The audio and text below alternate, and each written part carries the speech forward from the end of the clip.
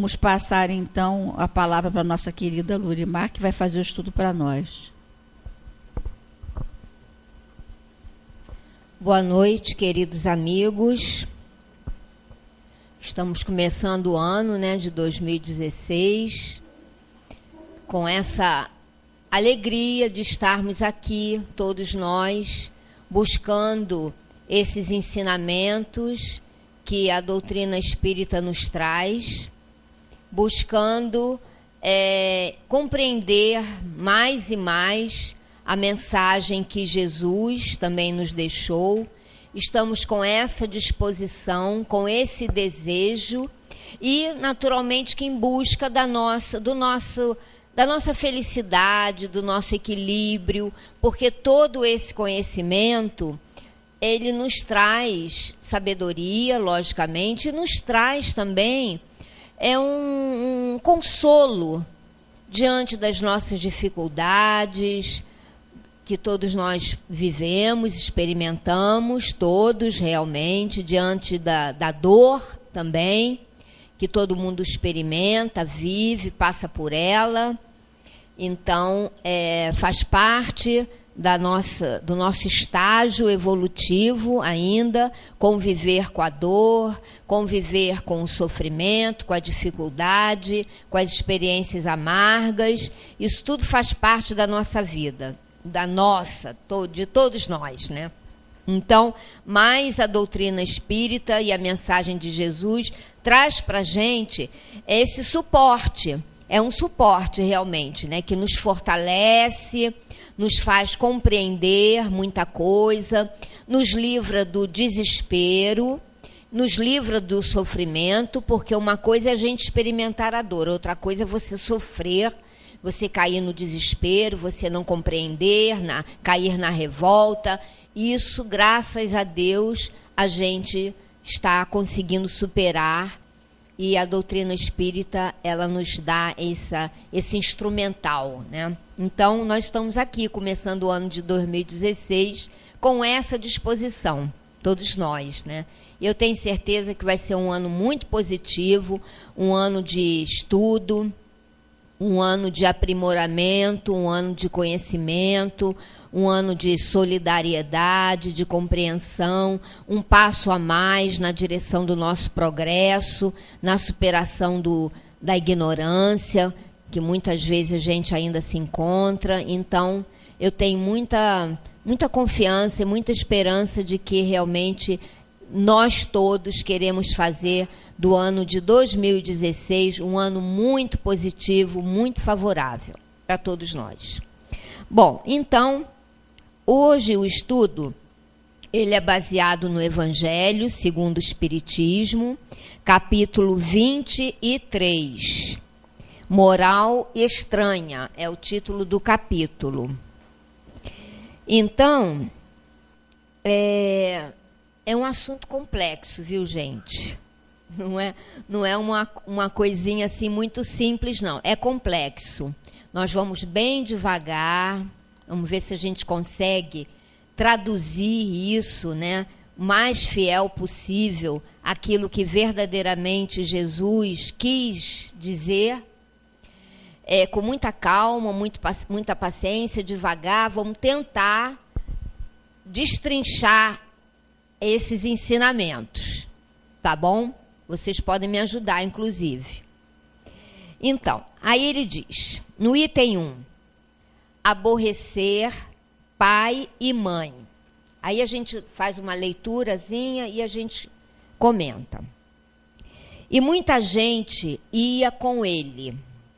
E voltando Jesus para todos, lhes disse, se alguém vem a mim e não aborrece a seu pai, a sua mãe, e mulher, e filhos, e irmãos, e ainda a sua mesma vida, não pode ser meu discípulo.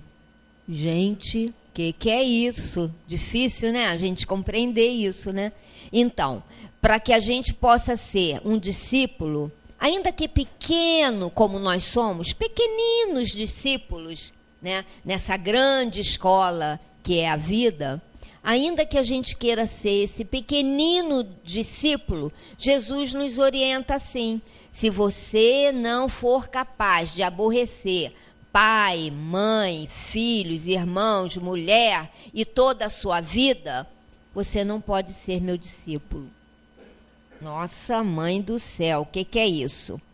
E o que não leva a sua cruz e vem em meu seguimento, também não pode ser meu discípulo. Assim, pois, qualquer de vós que não dá de mão a tudo que possui, não pode ser meu discípulo. Então, além disso, a gente tem também que abdicar de tudo aquilo que a gente possui. Jesus falou isso, está no Evangelho de Lucas. Muito bem. E mais adiante no Evangelho de Mateus está assim: o que ama o pai ou a mãe mais do que a mim, não é digno de mim.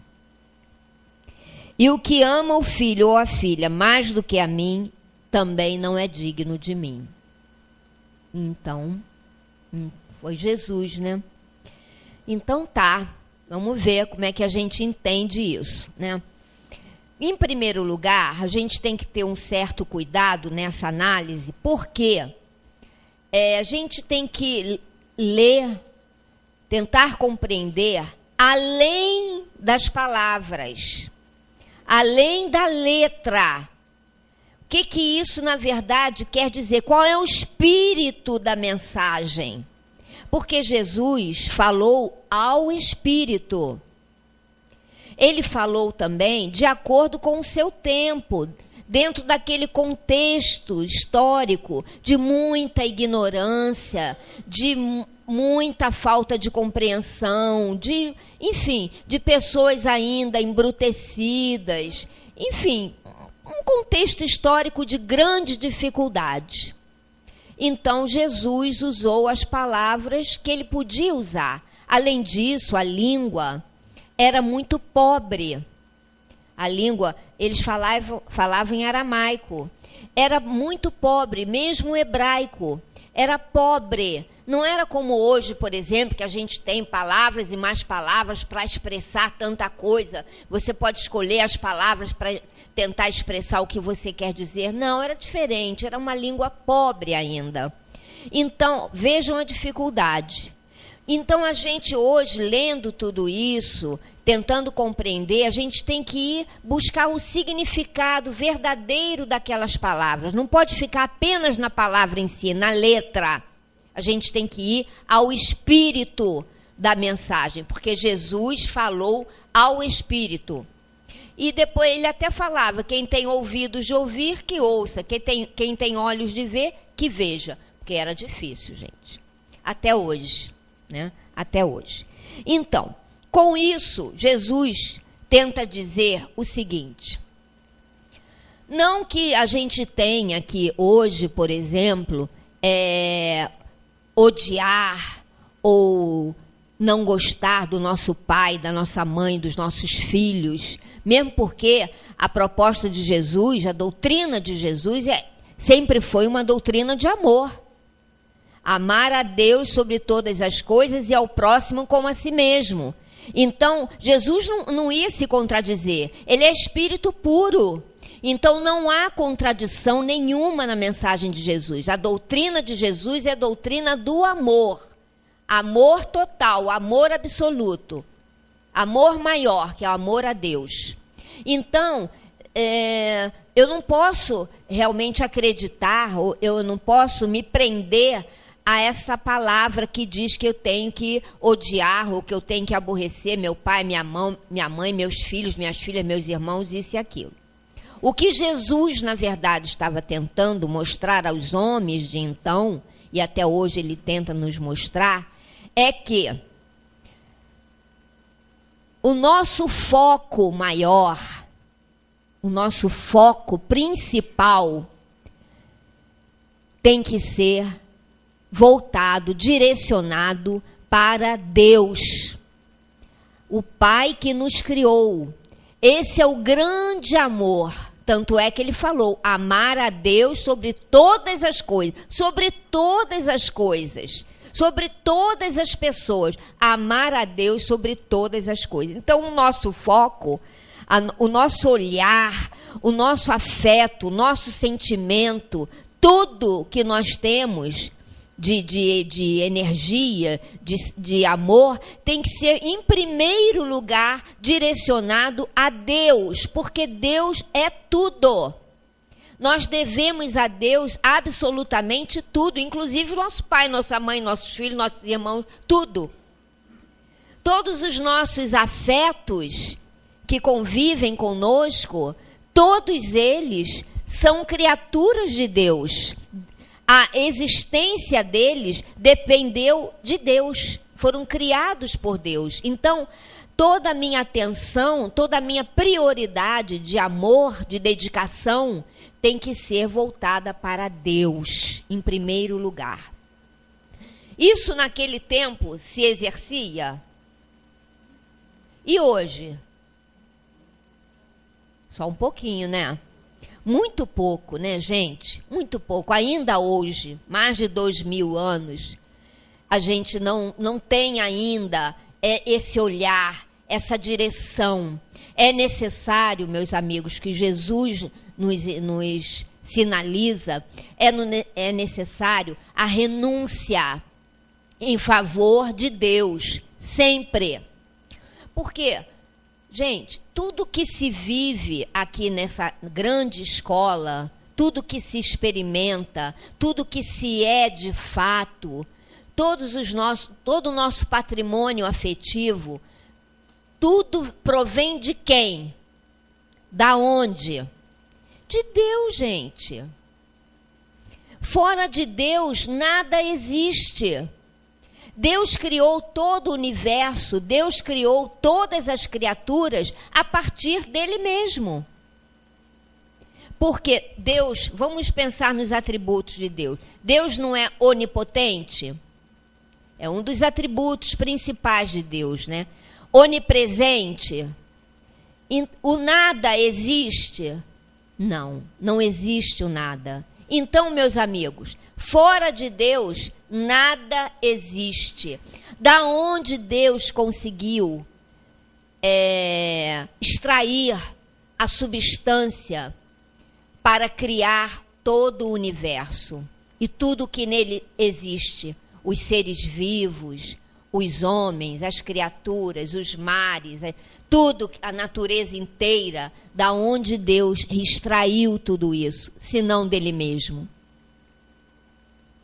Então, Deus, ele é o que verdadeiramente é.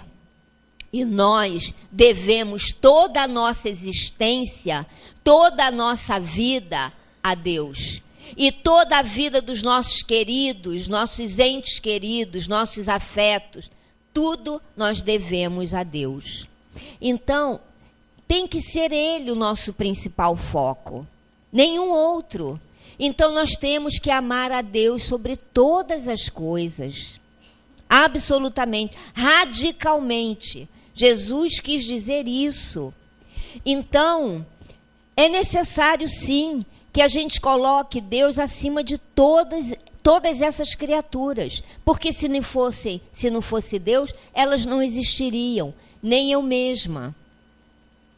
Então é isso que Deus vem nos trazer, atenção plena e total. Deus é tudo. Deus é tudo. E Deus é o todo também. Isso, aparentemente, às vezes fica um pouco estranho para a gente, mas não é nada estranho. Deus está em toda parte. Por quê? Tudo está nele. Tudo está nele. Ele é imanente. Foi a partir dele que tudo foi criado. Então, ele está em todas as coisas. Ele está em todos os seres. E nós estamos nele também. Porque a nossa vida, o nosso espírito, toda a substância que foi criada para que nós pudéssemos existir, foi extraída de Deus. Então, ele é imanente. Mas ele também é transcendente, porque ele está muito acima de nós. E ele é o tudo. Então é com esse olhar, é com esse espírito que a gente precisa compreender essa mensagem aqui de Jesus, que às vezes nos soa tão estranha. Tanto é que dá título ao capítulo, Moral Estranha. Então, meus amigos, é preciso que a gente supere essa letra e veja por detrás da letra, veja o espírito, o que Jesus tentou nos dizer. Porque também um outro atributo de Deus que a gente estuda é que Deus é único. A gente não estuda isso? Deus é único. Porque se houvesse outros deuses, teriam tanto poder, tanto quanto ele, não haveria estabilidade no mundo, na vida, no universo, se ele tivesse que dividir com outros deuses tão poderosos quanto ele a vida. Mas não é assim, Deus é único. Agora, ele é único, mas ele também é plural nas suas manifestações, nas suas criações. É só a gente olhar em volta, toda a natureza que foi criada por Deus. Nas suas manifestações, Deus é plural. Porque ele cria de forma mais diversificada possível, mais rica possível. Só a gente olhar o mundo, olhar o universo, olhar a natureza, e a gente vai ver toda essa obra de Deus, como ela é magnífica, como ela é diversa, como ela é plural. Então, olha que beleza. Deus é único, mas ele também é plural nas suas manifestações. Bonito isso, né, não?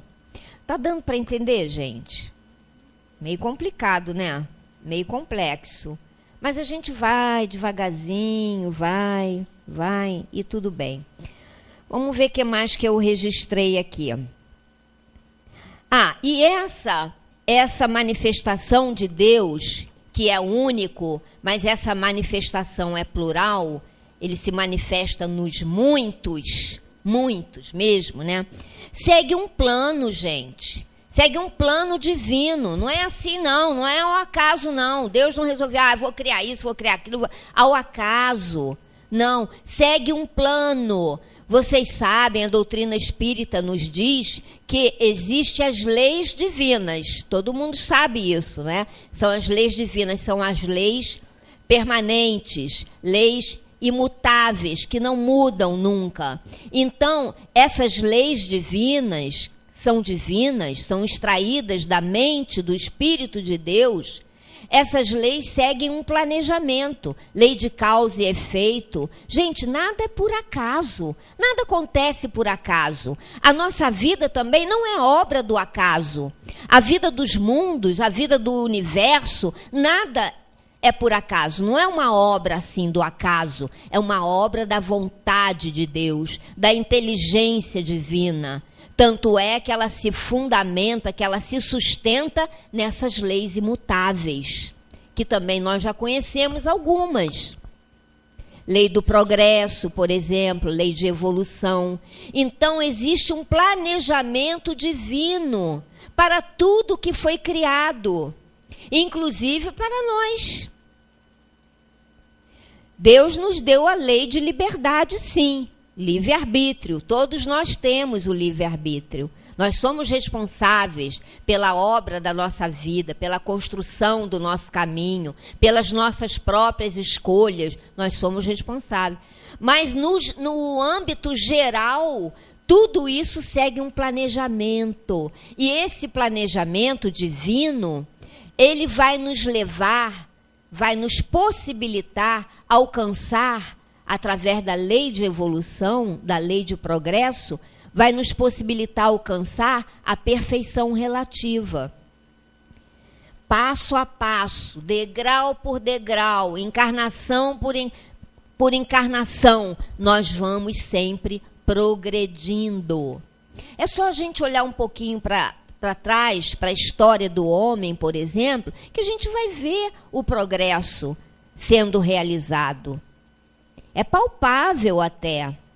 Então a gente vai vendo que a vida não é uma coisa estática, uma coisa parada, uma coisa que não muda nunca, uma coisa sempre igual. Não. A vida é um fluxo permanente. Ela traz muita coisa para a gente, muitas oportunidades. Ela nos surpreende muitas vezes. Mas também ela leva muitas coisas.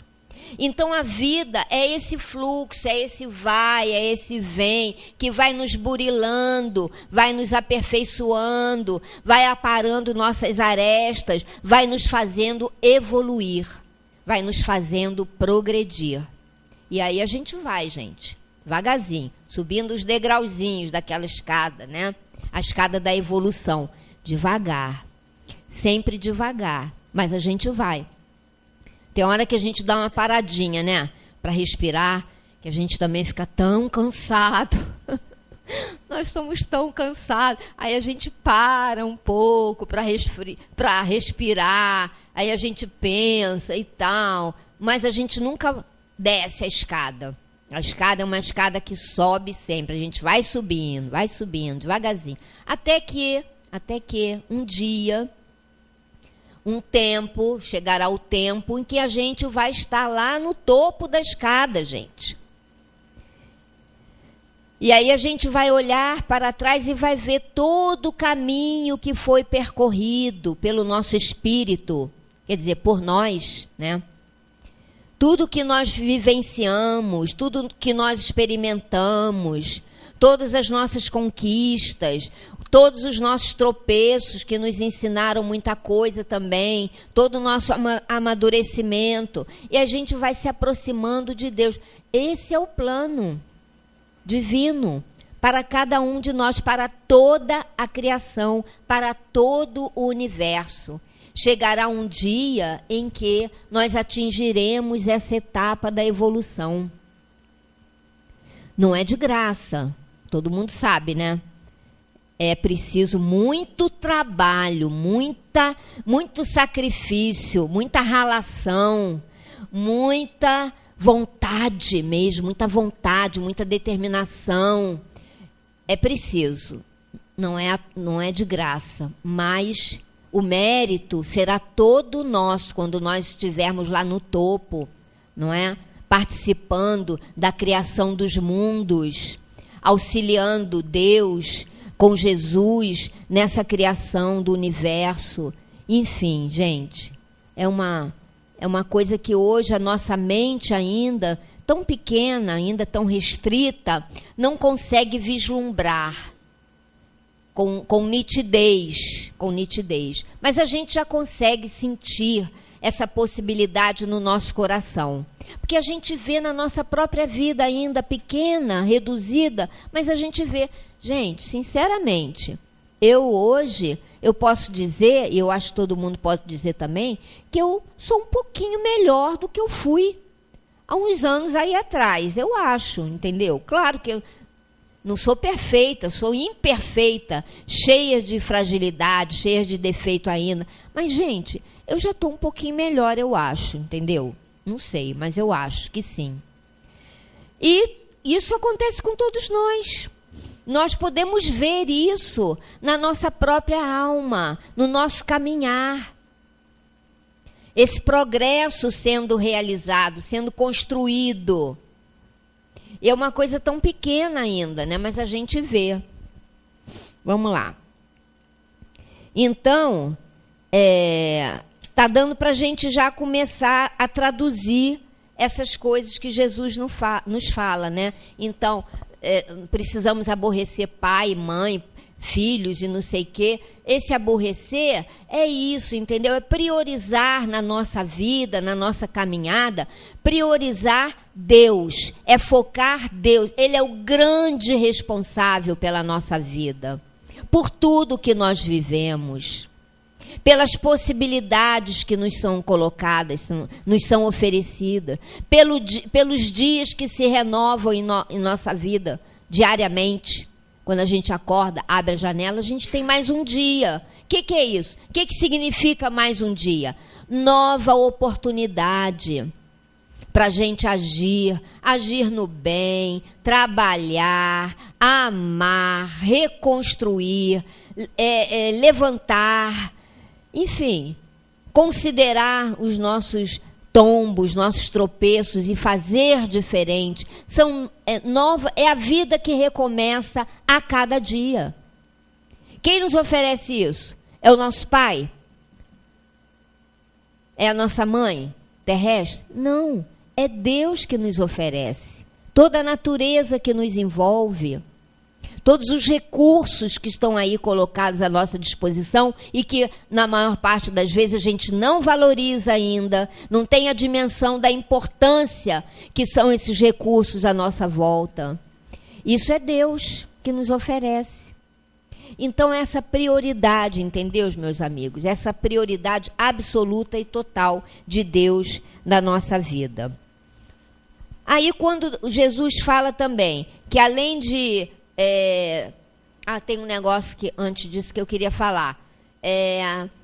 Até mesmo aqui na nossa vida terrena, às vezes a gente vive situações em que a gente é obrigada, é forçada, ou a gente escolhe separar dos nossos pais, dos nossos filhos, muitas vezes, ir para longe da nossa família para cumprir um dever, para fazer um trabalho importante. Enfim, N situações que a gente abdica da nossa família em favor de um trabalho, de um dever maior. Não tem isso? Tem. Isso ocorre muitas vezes.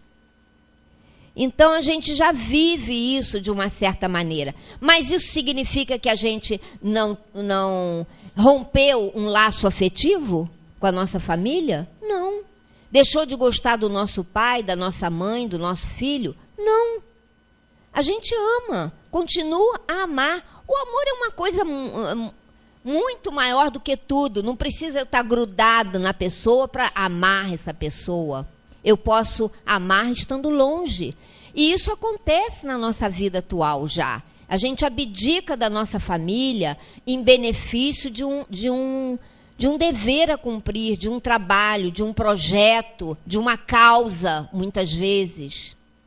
Mas a gente continua a amar. A gente está longe. A gente se separa, mas o amor permanece, o laço afetivo permanece. Porque o laço afetivo, meus amigos, é do espírito, não é da carne. É diferente, né? O laço afetivo provém do espírito. Bom, então, isso eu gostaria realmente de falar. E outra coisa também, quando Jesus fala que a gente tem que dispor dos nossos bens materiais para poder ser um discípulo de Jesus, o que isso quer dizer?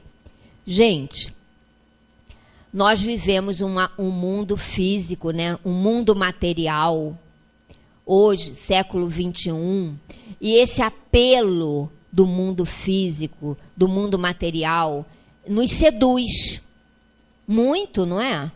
A gente está totalmente seduzido por esse assédio. É um assédio, é um verdadeiro assédio, o que o mundo material faz com a gente. Então, o que acontece?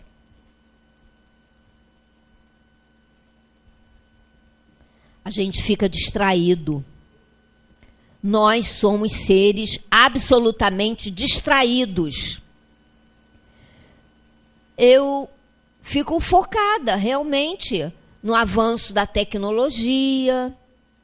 Eu quero acompanhar esses avanços. De preferência, eu quero possuir esses bens que estão aí colocados, né, ao meu dispor.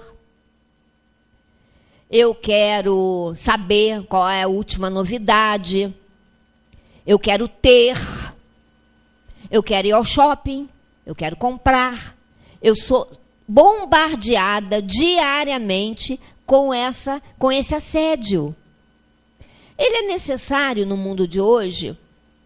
Pode até ser necessário. Mas ele também, esse assédio todo, nos traz prejuízos ao nosso espírito, ao nosso coração, muito grandes. A gente se torna seres distraídos mesmo. Não estou nem aí para Deus, sabe, para as coisas do espírito.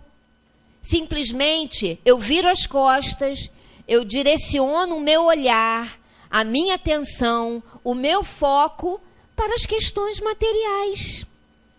Nós vivemos a época do materialismo.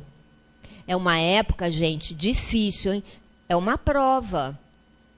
Mesmo vivendo esse mundo materialista, esse sistema materialista que traz, que enche às vezes nossos olhos, né? Nossos olhos ficam piscando, né? Ai, que interessante, eu quero ter isso, eu quero ter aquilo, eu vou comprar não sei o quê, é uma novidade, daqui a pouco essa novidade é superada por outra, aí eu quero a outra, enfim, essa sofreguidão.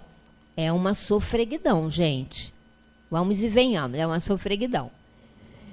Então tá, nós estamos aí vivendo, né? Essa questão hoje, por exemplo, o que está aí, entendeu? Direcionando muito a nossa vida, é uma coisa que a gente escuta falar todos os dias. É o mercado. É o mercado, gente. É o mercado que define muita coisa. Tem uma lei aí que também a gente escuta falar todos os dias, que é uma lei que também determina muito a nossa vida, a nossa postura, a nossa atitude, a nossa alegria, ou o nosso prazer, ou o nosso desprazer, a lei da oferta e da procura. É uma lei de mercado. O mercado virou uma entidade, gente. Impressionante. Vocês já pensaram sobre isso? O mercado está nervoso. Ele fica nervoso. O mercado está nervoso, o mercado está instável, o mercado está inseguro, então a bolsa cai, vai lá para baixo. Quem tem ações na bolsa arranca os cabelos porque está perdendo, e o dólar sobe, então quem ia viajar não pode, quem ia comprar os produtos importados ficam nas alturas, o preço, então o mercado, gente, virou uma entidade. A lei da oferta e da procura é uma lei que equilibra ou desequilibra. Então, gente, nós estamos vivendo isso no mundo civilizado. A gente está vivendo isso. Tudo bem, vamos viver. Mas vamos viver com um certo distanciamento crítico. Porque um dia isso vai ter que mudar. Isso vai ter que mudar. Já está mudando um pouco, já existem algumas iniciativas de troca, por exemplo, de troca de produtos, enfim, outras iniciativas que amenizam um pouco essa situação que está aí colocada. Sabe? E aí o que a gente faz? Destrói o meio ambiente, porque tem que construir isso, construir aquilo, construir mais aquilo outro, então destrói tudo, e vem aí as mudanças climáticas, que o mundo já está refletindo sobre elas, os países já estão aí se preocupando com isso, buscando soluções, tentando equacionar esse problema, é a seca, é a inundação, é a poluição. Gente, não está fácil não, não está fácil, mas nós vamos conseguir, à custa de muito sacrifício, até de dor, eu acho, mas nós vamos conseguir encontrar um equilíbrio em tudo isso, entendeu? Partir para viver de uma forma mais simples, mas simplificar a nossa vida, gente. Por que a gente começa a fazer isso desde já? A nossa alimentação. Por que não pode ser uma coisa mais simples? Alimentação, vestuário, a nossa própria casa. Então, começar a simplificar as coisas, entendeu? Tem já grupos fazendo isso. É uma alternativa ao que está aí posto e que tem trazido tantos desequilíbrios, tantas preocupações. Não ir com tanta sede ao pote, não é? E ao shopping, sim, tudo bem, a gente vai. Mas não precisa comprar e comprar. O que eu posso, o que eu não posso também, que acaba a gente comprando, o que pode e o que não pode também. Essa é que é a verdade, né? Aí a gente, eu quero ser feliz, eu quero comprar aquilo, eu quero comprar. Enquanto a gente não compra, a gente não quer mais saber quanto que a gente tem no banco, se eu vou entrar no vermelho, se eu vou aumentar a conta do meu cartão de crédito. Gente, aí fica difícil, realmente. A gente vai trazer mais problemas para a gente. Esse mundo materialista é isso. Então, a gente precisa colocar no meio de tudo isso a espiritualidade. Onde é que fica a espiritualidade? Onde é que fica Deus? É por isso que Jesus falou, tem que abdicar dos seus bens materiais. Não é fazer, por exemplo, a gente, eu tenho, essa bolsa aqui, eu não preciso mais de bolsa, eu não quero mais, não vou dar e não quero mais saber de nenhuma. Gente, não precisa ser assim, não precisa ser uma coisa assim muito. Não, nem é radical, tem que ser radical, mas com sabedoria. Eu não preciso ter 50 bolsas, 50 pares de sapato. Deve ser um tormento você ter que limpar aqueles sapatos todos, entendeu? Ter lugar para guardar. Eu detesto. Por mim, eu ficava com um sapato, e às vezes eu faço isso, um sapato, até eu não poder mais usar, e depois eu boto outro. Para que eu quero tantos pares de sapato? Aquilo é um tormento na minha vida, ter que limpar tudo, porque aquilo dá mofo, cheira mal, tem que ter lugar, espaço e muitas gavetas para guardar tanta roupa. Para quê, gente? Então, o meio termo é a grande sabedoria, o equilíbrio, não é? O equilíbrio. Às vezes as pessoas têm tanta roupa, que perde a noção do que tem. Um belo dia, abre lá o armário, tem um casaco ou uma gaveta, tem um casaco todo ruído de traça. Mas Jesus também falou isso. Vamos acumular os tesouros que as traças não roem e os ladrões não roubam. Poxa, Jesus falou isso há 2000 anos. Serve para a gente na vida atual, século 21. Para quê? Aí está lá, tudo cheio de traça, tudo ruim, aí tem que jogar no lixo, que não serve nem mais para eu trazer para o bazar, oferecer para uma outra pessoa. Para quê? Esse acumular tanto assim, bens materiais. Não, gente, eu vou me despojar. Cadê o desapego? Então eu tenho que me despojar, ficar com o que é necessário. No Livro dos Espíritos, né, tem uma pergunta que eu não lembro qual. Vana deve saber, né? Não sabe não, Vana? Eu também não sei o número, mas alguém sabe aí o número. Mas isso também não importa. E que Kardec indaga aos espíritos, né? Qual é a receita para a felicidade, né? Alguma coisa assim, né? Não, Vana, você sabe mais do que eu. A posse do necessário e também a consciência tranquila. Então, quem tem o necessário está com a consciência tranquila. Eu não estou sendo ganancioso, eu não estou tirando nada de ninguém, eu estou distribuindo o que eu tenho. Então, fica com a consciência tranquila. Eu tenho o necessário, então tá. Coisa que eu detesto também é esse negócio de ter muita bolsa, gente. É horrível. Por quê? Você tem uma bolsa, as coisas dentro da bolsa, que normalmente a gente tem essas coisinhas, né? Batom, essas coisas, né? Carteira, chave, celular. Aí você tira de uma bolsa, bota para outra. Aí no dia seguinte você quer sair com outra bolsa, tira daquela bolsa, bota para outra. Gente, isso dá muito trabalho. esquece também. Para que eu vou ficar com isso? Eu tenho essa bolsa. Eu até tenho uma outra, mas também não é só. Então tá, eu vou usar essa bolsa, que ela é básica, é preta, dá com tudo. Então, vocês podem ver, eu venho sempre com essa bolsa, porque é praticamente a única que eu tenho. Um belo dia eu compro uma outra, dou essa, encosto, dou e pronto. Não fico todo dia, vou ficar desfilando bolsa. Para quê? Para quê, gente? Então, Jesus nos falou sobre tudo isso. Ele disse assim, quer ver? Deixa eu colar aqui, porque eu sei, mas a gente acaba não falando direito.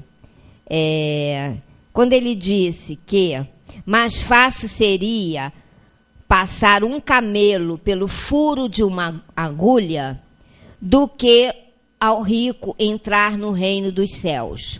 O que é esse rico? Realmente esse rico, ele quis dizer aquela pessoa que acumula, né?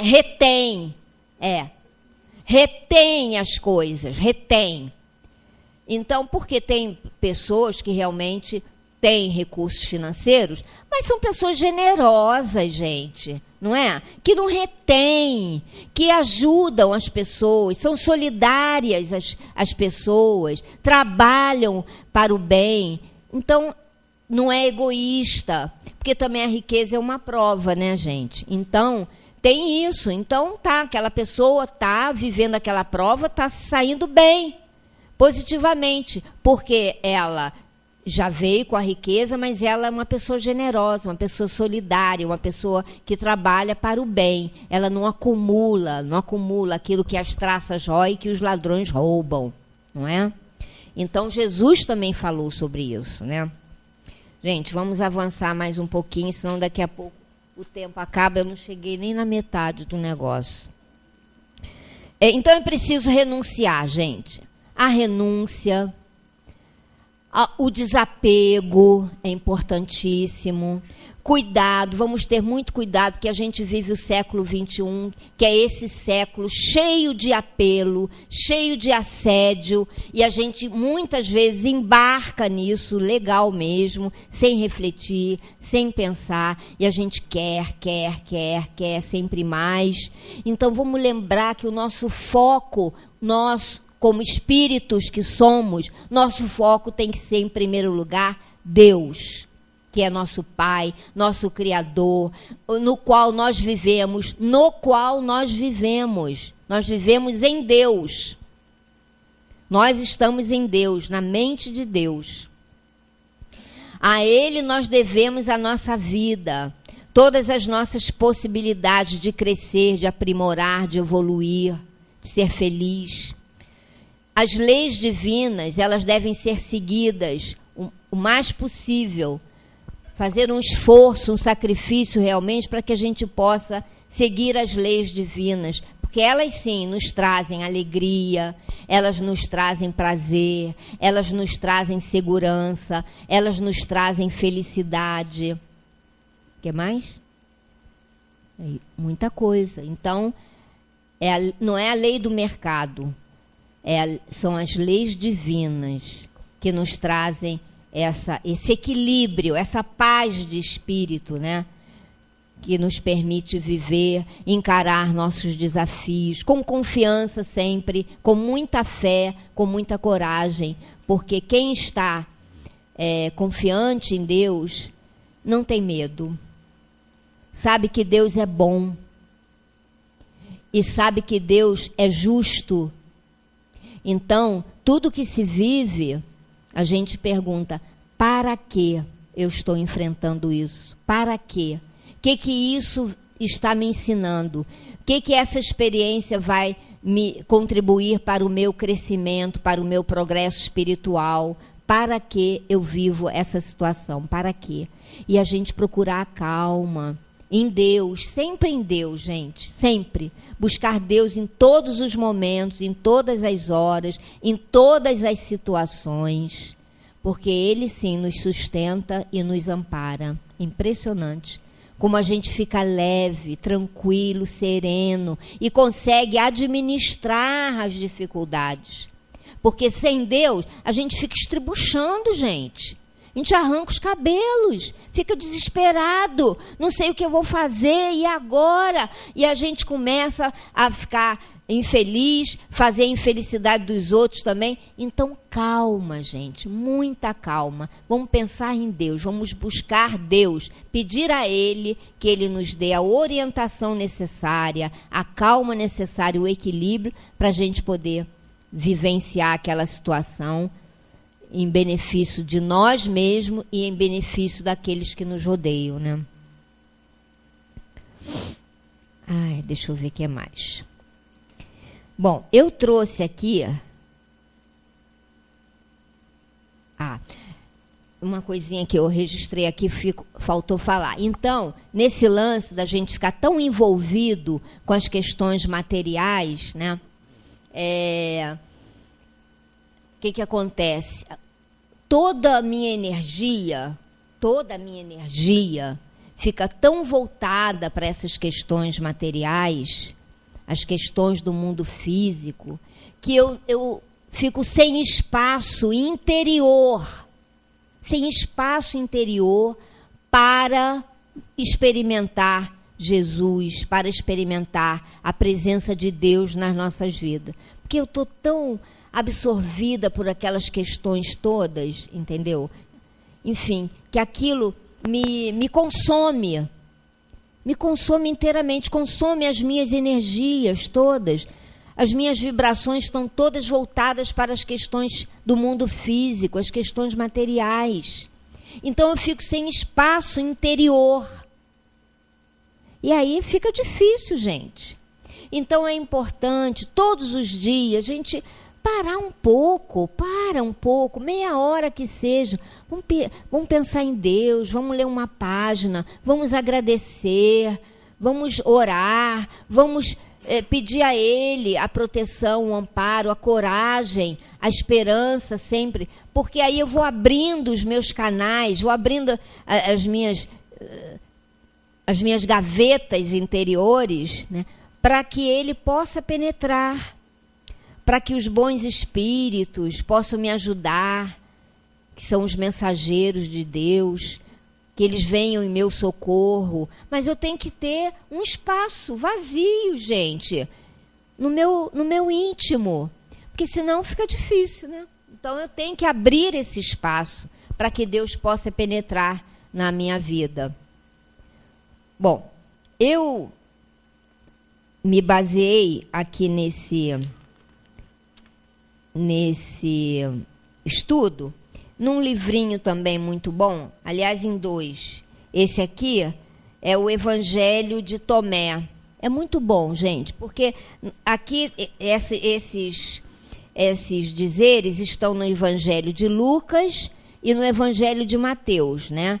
Que retrata essa mensagem de Jesus, que eu espero que a gente tenha compreendido um pouco melhor, né? Mas no Evangelho de Tomé também tem essa passagem, e que ele também explica dessa maneira que nós estamos conversando aqui, que nós estamos refletindo aqui, que Jesus, qual foi a intenção de Jesus quando ele falou isso. Você não quer aborrecer o pai e a mãe, né? Para me seguir, você não pode ser o meu discípulo. Então, o que nós estamos priorizando na nossa vida, de fato, né? Nós estamos priorizando o quê? Então, é isso que a gente tem que refletir. Qual a nossa prioridade? E ter absoluta convicção, absoluta, de que Deus é bom. Então, tudo que nos acontece é para o nosso bem. Deus é bom, soberanamente bom e justo. Então, tudo que nos acontece é para o nosso bem. Claro que a gente tem que fazer a nossa parte também, porque muitos problemas, muitas dificuldades, somos nós mesmos que criamos. Então, não adianta ficar responsabilizando meu espírito protetor, ficar responsabilizando Deus, quando o responsável sou eu mesma. Eu me desequilibrei, eu exagerei, eu fiz o que eu não devia. Então, a gente tem que estar sempre também nos avaliando, nos conhecendo sempre mais. Conhecer a si mesmo é uma coisa, é uma receita infalível, porque nós somos responsáveis pela nossa vida. Nós somos. André Luiz, eu já falei isso aqui, mas é bom a gente lembrar, ele fala num dos livros que todo dia é dia de criar destino. Então, todos os dias eu estou criando o meu destino. Porque esse plano divino que existe, porque Deus não fez nada por acaso, existe um plano divino, é um plano em linhas gerais. Nós estamos fadados à evolução e à felicidade. Nós estamos nesse caminho. Agora, quem constrói esse caminho? Cada um de nós. Eu posso ir para a esquerda, posso ir para a direita, posso seguir em frente, posso dar uma paradinha, posso ficar parado a vida toda. Essa liberdade nós temos, o livre-arbítrio. Quem constrói o caminho somos nós, mas o caminho está posto. É o caminho da evolução, é o caminho da felicidade, é o caminho da perfeição relativa. Esse é o plano divino para a vida. Todos nós estamos sujeitos a esse plano. E todos nós desejamos também, claro, que todo mundo quer ser feliz. Só que às vezes eu penso que para eu ser feliz, eu tenho que virar à esquerda. Mas quando acaba não é bem por aí. Eu precisava era ir em frente, né? Aí eu viro à esquerda, depois à direita, faço vários curvas, vou para lá, vou para cá, fico batendo cabeça e acabo que depois eu me pergunto, e aí? O que eu fiz? Criei problemas. Então, André Luiz fala, todo dia é dia de criar destino. Todos os dias eu estou criando o meu destino. Olha a responsabilidade, hein, gente? Quem cria meu destino sou eu. Quem constrói meu caminho sou eu mesma. Então, prestem atenção. Lembrem disso quando vocês acordarem. Hoje eu quero criar o meu destino. Eu estou vivendo o presente, mas eu estou vivendo o futuro também. Estou construindo o meu futuro.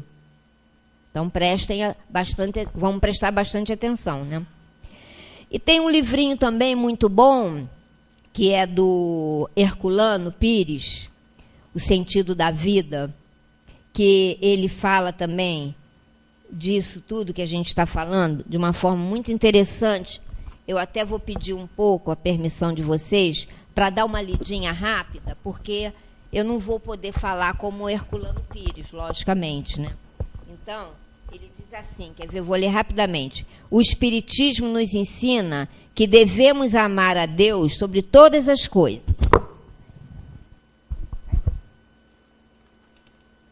Então, ele diz assim.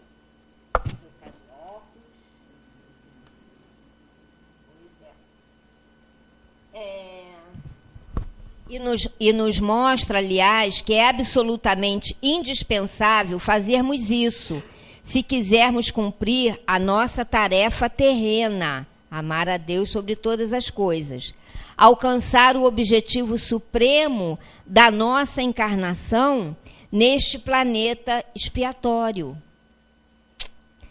E isso pelo simples motivo de que Deus, sendo eterno, imutável e imaterial, devemos colocar o nosso interesse acima das coisas transitórias, mutáveis e materiais que nos cercam e nos prendem à existência terrena. Então, eu não posso, gente, me tornar escravo desses interesses. Tudo bem, vamos viver o mundo material, estamos aqui. Vamos viver com equilíbrio, com sabedoria, mas eu não quero ser escravo de tudo isso, eu não quero ser escravo do mercado, entendeu? Eu não vou valorizar tanto assim, sabe? Então, eu preciso colocar realmente os meus interesses maiores, não nas coisas transitórias da vida, mas nas coisas permanentes, que são os interesses do espírito que nós somos. Nós não podemos negar a nossa identidade. Não podemos. Nós somos espíritos imortais, criaturas de Deus. Então, esse é o nosso maior interesse. É o nosso maior interesse. Então tem que treinar, gente, treinar o afeto. O afeto, é o amor, é a compreensão. Enfim, tudo bem que às vezes fica difícil, tá? A gente é imperfeito, mas sempre que for possível, a gente está disposta. É uma coisa que eu falo, a gente tem que ter, sabe o quê? Uma coisa? Prontidão para o bem. Porque isso acontece muito comigo. Às vezes aparece uma oportunidade, principalmente quando a gente está na rua, aparece uma oportunidade assim de fazer uma coisa boa, mas, gente, aquilo, eu estou atrasada, eu estou com compromisso, eu estou passo batido e depois eu penso, meu Deus, eu podia ter feito aquilo, eu não fiz. Então, essa prontidão para o bem é necessário que a gente conquiste. Prontidão para o bem, porque o bem passa assim na nossa frente toda hora, possibilidade de fazer o bem. É dentro da nossa casa, é na casa espírita, é na rua, é no trabalho. Então a gente tem que trabalhar em nós mesmos essa prontidão para o bem. Pensem nisso, tá? E eu agora, para fechar, quero ler para vocês uma poesia que vocês já devem conhecer, mas é sempre bom a gente ler de novo, porque essa poesia, como tantas outras poesias, que os poetas, eles sabem das coisas, né, gente? Então, essa é muito especial, porque foi escrita pelo professor Eurípides Barçanufo, que ele fala, inclusive, de Deus. Então, eu queria ler para vocês, para fechar o estudo da noite, queria ler essa poesia que é tão linda, gente. Vale muito a pena. Então, vamos ler. O universo é obra inteligentíssima, obra que transcende a mais genial inteligência humana. E como todo efeito inteligente tem uma causa inteligente, é forçoso inferir que a do universo é superior a toda inteligência. É a inteligência das inteligências, a causa das causas, a lei das leis, o princípio dos princípios, a razão das razões, a consciência das consciências, é Deus. Deus, nome 1000 vezes santo, que Newton jamais pronunciava sem se descobrir. Ó Deus, que vos revelais pela natureza, vossa filha e nossa mãe, reconheço-vos eu, Senhor, na poesia da criação, na criancinha que sorri, no ancião que tropeça, no mendigo que implora, na mão que assiste, na mãe querida que vela, no pai extremoso que instrui, no apóstolo abnegado que evangeliza as multidões.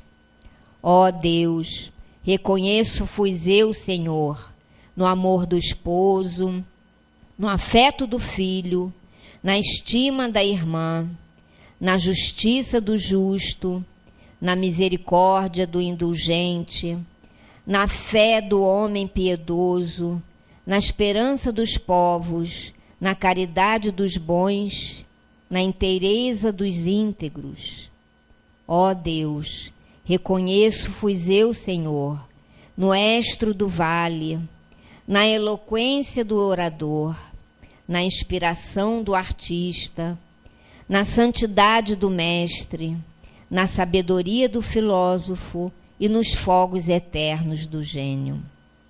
Ó Deus, reconheço-vos eu, Senhor, na flor dos vergéis, dos pomares, na relva dos vales, no matiz dos campos, na brisa dos prados, no perfume das campinas, no murmúrio das fontes, no rumorejo das franças, na música dos bosques, na placidez dos lagos, na altivez dos montes, na amplidão dos oceanos e na majestade do firmamento. Ó Deus, reconheço-vos eu, Senhor, na formação das nebulosas, na origem dos mundos, na gênese dos sóis, no berço das humanidades, na maravilha, no esplendor e no sublime do infinito. Ó Deus, reconheço fui eu, Senhor, com Jesus, quando ora, Pai nosso que estás nos céus, ou com os anjos quando cantam, glória a Deus nas alturas, paz na terra aos homens e mulheres de boa vontade de Deus. Então, meus amigos, muito obrigada pela atenção. Peço desculpas aí pela dificuldade e torço muito, mas muito mesmo, para que todos nós possamos caminhar sempre mais para frente e para cima. Muito obrigada. Boa noite. Outras conduz,